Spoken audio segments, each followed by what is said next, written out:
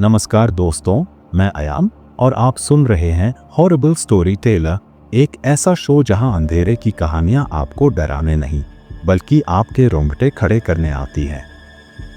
आज की कहानी सिर्फ एक डरावनी दास्तान नहीं है, बल्कि यह एक सच्ची घटना पर आधारित है जिसे सुनने के बाद शायद आप रात में अकेले बाहर निकलने की हिम्मत भी ना करें।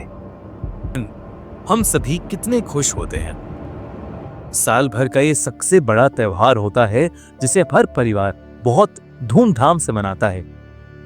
लेकिन क्या हो अगर हम आपसे कहें कि मणिपुर के गांव के लोग दिवाली के दिन अपने घर से बाहर नहीं निकलते? क्या हो कि अगर हम आपसे कहें कि एक ऐसा गांव है जहां दिवाली खुशी का नहीं बल्कि खौफ का त्योहार होता है। मणिपुर के उस गांव में अब से लगभग 400 साल पहले एक बेहद सुंदर औरत रहा करती थी जिसे काला जादू आता था। गांव वालों को उसके बारे में पहले से पता था, लेकिन कोई भी उसे रंगे हाथों नहीं पकड़ पाता था।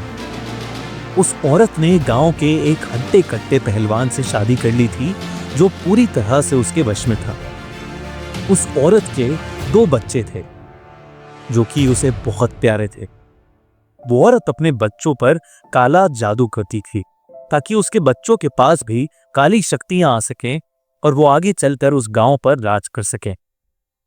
ये बात किसी तरह से गांव वालों को पता लग गई, इसलिए गांव वालों ने मिलकर उसके दोनों बच्चों को चुरा लिया और उन्हें बांधकर नदी में फेंक दिया। वो औरत अपने बच्चों को शाम को खोजते हुए नदी के पास पहुंची और तभी उसे नदी के बीच में तैरती हुई उसके बच्चों की लाशें दिखाई दी। वो अपने बच्चों की लाशें देखकर जोर जोर से रोने लगी और उसने कहा कि वो उन सब से बदला लेगी जिन लोगों ने उसके बच्चों को मारा है। उस दिन से वो औरत रोज रात को अपने पति के साथ बाहर निकलती और गांव के बच्चों को चोरी करके अपने घर ले आती। इसके बाद वो उन्हें सुलाकर उनमें अपने बच्चों की आत्मा डालने की कोशिश करती। उसका जादू अभी इतना भी मजबूत नहीं था कि वो किसी मरे हुए इंसान को जिंदा कर सके। इसीलिए बहुत बार वो अपने बच्चों की आत्मा को दूसरे बच्चों के शरीर में डालने में नाकामयाब हो जाती थी, जिससे उन बच्चों की मौत हो जाती थी। गांव के सारे बच्चे जब एक एक करके गायब होने लगे तो उन गांव वालों को शक हो गया कि जरूर वो औरत ही उन्हें ले जाती होगी। लेकिन दिवाली की रात उन गांव वालों का शक यकीन में बदल गया। उस रात उस औरत के घर से जोर जोर से अजीबोगरीब आवाजें आ रही थी। गांव के कुछ लोगों ने उस डायन के घर के पास जाकर उसके घर में झांकना शुरू कर दिया। उन्होंने देखा कि वो औरत 2 बच्चों को जलती हुई आग के बगल में बांधकर कुछ मंत्र पढ़ रही थी। गांव वालों को जिस मौके का इंतजार था वो उन्हें मिल गए।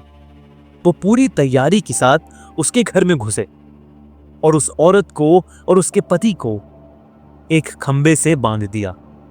वो औरत चिल्ला चिल्ला के बोल रही थी कि आज वो दिन था जब उसके बच्चे उसे वापस मिल जाते।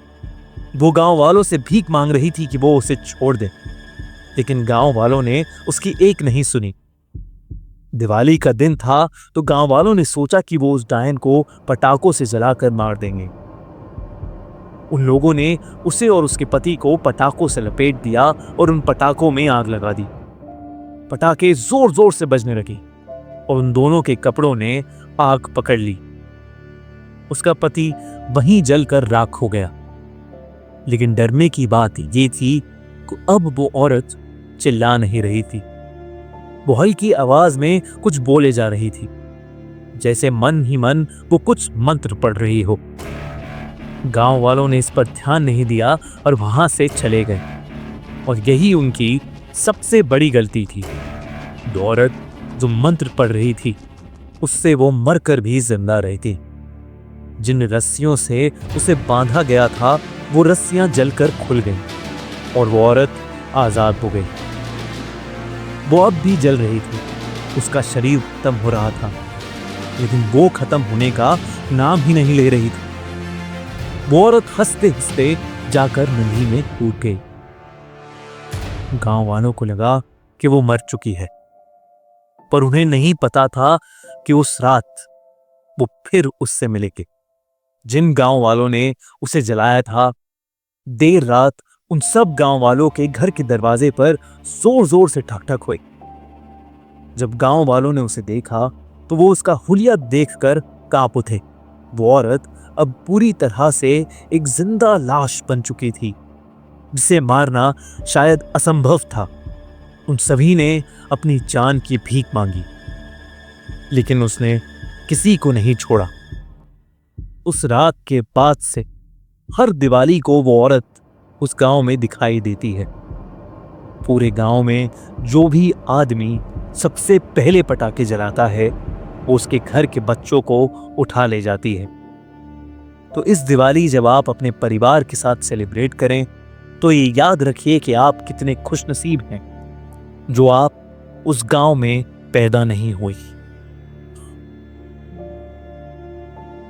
अगर ये कहानी पसंद आई तो वीडियो को लाइक करें, कमेंट करें और नए हॉरर अपडेट्स के लिए हॉरिबल स्टोरी टेलर को सब्सक्राइब करना न भूलें।